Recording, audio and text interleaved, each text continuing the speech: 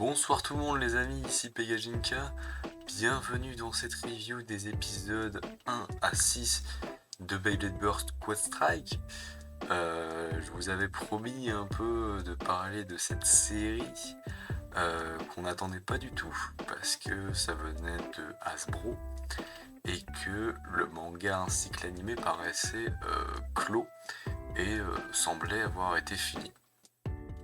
Mais v'là-t-il pas qu'on nous sort du coup une 7ème saison qui, si vous avez suivi les dernières vidéos sur le sujet, me mettait un peu dans le mal, me faisait poser certaines questions et me faisait aller un peu à reculons concernant certains éléments de la série, notamment les fameux pouvoirs élémentaires, juste le but de cette saison 7 étant donné que le manga et l'anime étaient déjà clos à la base. Bref, toutes ces questions-là qui trottaient un peu dans ma tête et qui me faisaient poser la question au final, qu'est-ce que c'est que le but de cette série? Est-ce que c'est développer un peu l'univers de Beyblade Burst? Est-ce que c'est apporter une fin un peu plus complète à l'anime? Je sais toujours pas à l'heure actuelle et sans vouloir être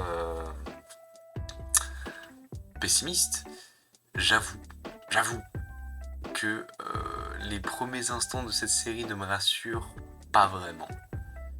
Donc pour faire un petit résumé factuel de ce qui se passe dans ces 6 premiers épisodes, globalement on fait la découverte du personnage de Quadra qui possède une baie élémentaire du nom de Lightning Pandora et qui va combattre la team de Belle composée de ce dernier Ranzo, Valt et Anna, et qui du coup va finir par un concours de circonstances par suivre les mêmes aventures que lui et combattre divers bladers qui sont pour l'instant du coup Dante et Ken. J'emploie évidemment les noms du doublage anglais vu que la VO ici est les voix anglaises tout simplement. Du coup, mon avis concernant ces 6 premiers épisodes de Beyblade Burst Quad Strike, j'émets plusieurs réserves concernant plusieurs choses. Déjà, vous me voyez venir, et ça on en avait déjà parlé lors des précédentes reviews, si je puis dire, des trailers et des annonces de cette série, c'est le côté un peu bail élémentaire surnaturel qui a été introduit avec cette saison. Et vous me sentez venir, je pose la grande question de est-ce que Beyblade Burst avait réellement besoin de ça? Est-ce que c'est vraiment dans l'ambiance, l'univers et le ton de Beyblade Burst que d'introduire des éléments élémentaires qui sont déjà, on va pas se mentir, assez classiques et qui en plus sont, il me semble, assez hors propos. Parce qu'à chaque fois qu'on a introduit le surnaturel dans Beyblade Burst, ça c'est toujours mal fini. Que ce soit la résonance, l'hyperflux, le flair, ça a toujours été exploité comme de la merde et ça a jamais donné quelque chose de très bon. Et sérieusement, le délire des puissances élémentaires a l'air assez poussé parce que, en gros, il y a une toupie pour chaque élément, une toupie qui a priori a un type particulier à chaque fois. Et le truc, c'est que, de ce que j'en ai compris, Pandora se charge en énergie en affrontant d'autres bails comme Bellfire ou Dragon, ou peu importe, en fonction du type de la toupie. En fait, on n'en sait pas plus. Et c'est aussi ça où j'ai des problèmes, c'est que ce délire de puissance élémentaire qui déjà est assez hors propos me semble assez mal expliqué. Alors oui, je suis d'accord qu'on est au début de la série, mais justement au début de la série, t'es censé faire de l'exposition et un peu expliquer au spectateur comment marche l'univers dans lequel il va être. Et même si on commence, mine de rien, à connaître l'univers de Beyblade Burst, que ce soit concernant ses personnages, le principe des bays, ou même comment marche un combat, mine de rien, cette saison introduit pas mal d'éléments indépendants à l'univers de Beyblade Burst à la base, qui mériteraient, selon moi, un petit temps d'explication juste pour comprendre et au moins se dire que la série part pas là où elle veut parce qu'elle en a envie. Parce qu'effectivement, le délire des puissances élémentaires, j'ai toujours pas compris, en tout cas personnellement, pourquoi, par exemple, en affrontant Bellfire au tout début, Lightning Pandora chargeait son énergie de tonnerre, d'éclair ou peu importe, électrique, pardon. J'ai toujours pas compris ça. Est-ce que Bellfire, du coup, était de type électrique depuis le début, on le savait pas? Est-ce que c'est son type attaque? Parce que, visiblement, quand on passe à Tide, oui, Tide Pandora, qui elle est une type attaque et qui a l'air d'être de l'élément eau, bah, visiblement le type de l'abeille en face a l'air d'avoir son importance parce que du coup il faut affronter Dragon et Bellfire qui sont toutes les deux de type attaque. Comment ça marche? Où, quand, quoi, comment? C'est très fouillis, on va pas se mentir. Pour moi, c'est très mal introduit. Et couplé au fait qu'il ramène des anciens personnages, tout du moins pour l'instant, à des fins plus que discutables, on va pas se mentir. Est-ce que j'oserais sortir la carte piège du fanservice? Peut-être, parce que pour l'instant, sans déconner, Dante, on nous l'a sorti parce que il voulait aller affronter Belle. Bon, allez, admettons, ça c'est le plot de la saison 6, avec lui, Valt et tout le bordel. Ils ont pris quand même beaucoup d'épisodes pour faire une battle royale, faire des tournois, etc. avec des vannes, des ci, des là. Tout ça pour pas grand chose, parce que Dante, au final, repart, on sait pas où, a pas spécialement remporté quoi que ce soit. Enfin si, il a battu Quadra, il a battu Belle, certes, mais au final, le personnage semblait pas avoir d'autre objectif que celui-ci, et ça me semble pas très intéressant à suivre. Moi, j'ai pas trouvé ça très intéressant à suivre. Personnellement, je vais pas mentir. Et Ken, pour le moment, on l'a ramené parce que sa troupe de théâtre était dans le coin. Une fois de plus, je sais que les premiers épisodes, c'est l'occasion de présenter les personnages, d'aborder peut-être la série sur un ton plus léger pour bien introduire les événements à ce qui va arriver. Mais en 6 épisodes de 20 minutes, je trouve qu'on a vraiment eu très peu de contenu. En dépit du fait que c'est pas du tout lié aux autres saisons ou quoi que ce soit. Pour la cohérence de la série en elle-même, je trouve qu'on a vu très peu de contenu et que pour l'instant, il n'y a pas grand-chose à se mettre sous la dent. Donc je me pose de sérieuses questions concernant l'avenir de cette série. Alors évidemment, vous me connaissez, on va en parler toutes les semaines. Vous pouvez compter sur moi pour donner mon avis sur chaque épisode, il n'y aura pas de souci là-dessus. Mais effectivement, contrairement à Dynamite Battle, où à part pour la fin où je sentais que ça allait peut-être être un peu short pour terminer la série, j'étais relativement confiant sur la façon dont la série se déroulait. Il y avait toujours une espèce de fil rouge qui nous donnait un semblant d'intérêt, si tu veux. Là, j'ai pas l'impression d'avoir ce fil rouge. Voilà. J'ai pas l'impression qu'il y ait un gros fil rouge qui pique notre intérêt et qui nous demande à garder notre attention focus sur la série. Et là, outre le fait que ce soit du Beyblade, je vais être honnête, j'aurais pas d'intérêt à mater cette série. Je suis désolé, je dis peut-être les termes un peu trop violemment, mais en même temps vous me connaissez pour ça. Mais effectivement, c'est un début de série très très calamiteux pour moi.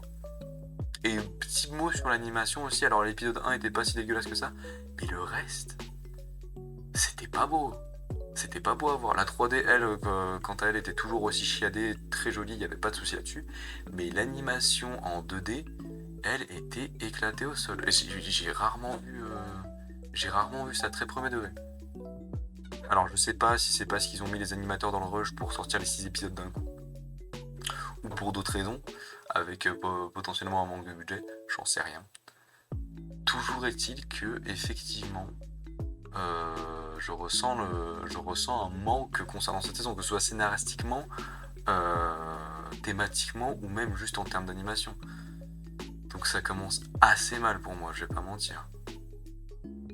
Donc voilà. Et pareil, c'est quoi les objectifs de cette saison au final?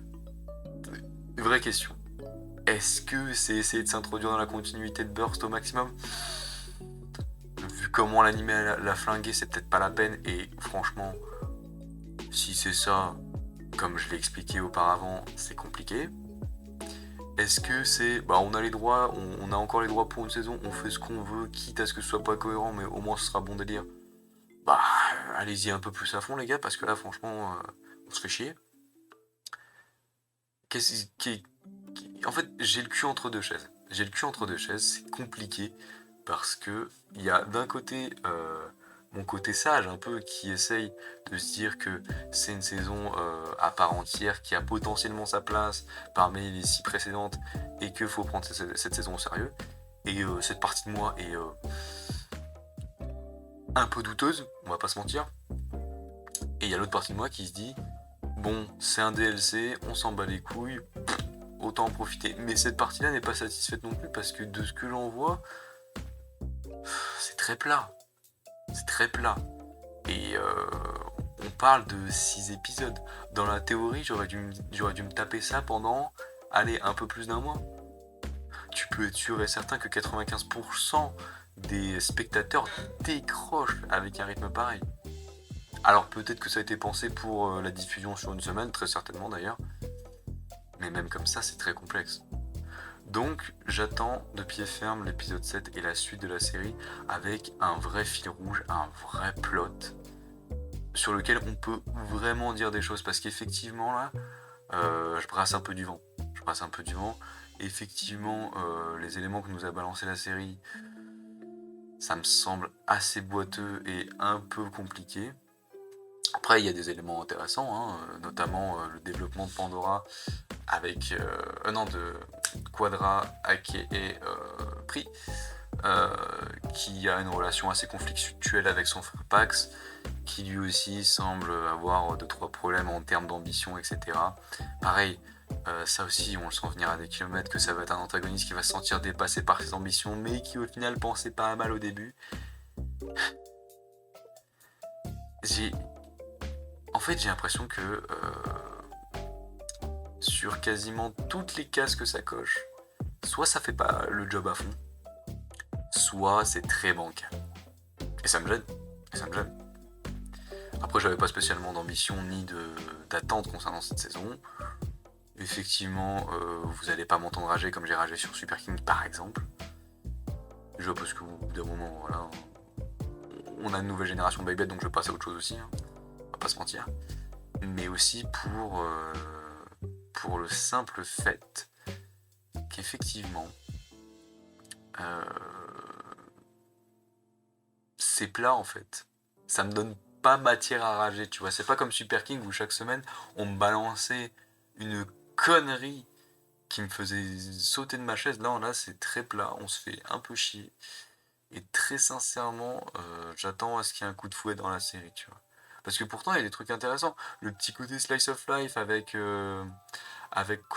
Quadra qui va chez la famille de Bassara, où il y a des petits flashbacks assez intéressants et où du coup il y a un petit parallèle entre la famille de Pri et la famille de Anna. Oui, c'est très cool. Il y a des bonnes idées qui sont distillées ça et là dans les épisodes, mais il faut qu'il y ait un bon fil rouge. Voilà. C'était à peu près tout ce que j'avais à dire. Ah oui, est-ce que Belge est devenu le plus gros tocard de l'univers? S'il vous plaît, je veux une réponse à cette question. Non mais sans déconner. Parce que premier épisode, je le vois se faire fumer par Quadra comme pas possible. On me dit ouais mais c'est un nouveau personnage, nanani nanana, faut que ce soit sa rivale. Ok d'accord. Le frérot se fait fumer coup sur coup après l'évolution de sa toupie, une deuxième fois par Quadra, par Dante et par Ken. Le frérot a un win count de 0 pour l'instant. Je rappelle, saison précédente, le frérot a éclaté Rashad et Valt. C'est censé être un des, si ce n'est le blader le plus fort de la planète. Et ça pose aussi certains problèmes, c'est-à-dire que, sans parler d'échelle de puissance, de Quadra plus fort que on s'en branle de ça. Sans parler de ça, où est-ce qu'ils étaient? Dante, Ken, Shaka et j'ai plus qui c'est. Bah, il est à sa fille. Pendant que Bell, il éclatait littéralement les bladers les plus forts de la planète. Ils étaient où pendant ce temps? Ça pose plein de questions. Ça pose plein de questions. Parce qu'autant je veux bien admettre que Ken, il faisait sa petite vie d'itinérant du spectacle, autant Dante, il n'y avait aucune excuse. Le frérot, on l'a vu courir straight forward dans une putain de forêt en s'en battant les couilles. Qu'est-ce qu'il fait, ce gosse? Sans déconner. Bref, j'en profite évidemment pour dire que c'est pas parce qu'il y a des lanceurs et des toupies Hasbro que cette saison sera de la merde. Ça n'a rien à voir avec les intérêts scénaristiques de la série. Ça sert à rien de vous branler là-dessus. Vraiment, on s'en bat les couilles. Et c'est pas pour ça que j'aime pas la série. Pour l'instant en tout cas. Et qu'effectivement, à un moment donné, ça paraît aussi logique. Voilà. Comme je dis, c'était à peu près tout ce que j'avais à dire. On se retrouve du coup certainement la semaine prochaine pour parler de l'épisode 7. À voir ce qu'il y aura à dire dedans, si c'est plat, si c'est intéressant. Vu que ce sera qu'un seul épisode, j'essaierai de rentrer un peu plus dans le détail que ce que je suis rentré là, parce qu'effectivement là j'ai essayé de faire un condensé global de ma pensée sur la série pour le moment. Dans tous les cas, j'espère que ça vous aura plu. Du coup, on se retrouve la semaine prochaine pour parler de l'épisode 7. Et en attendant, portez-vous bien les petits loulous. Allez, ciao tout le monde.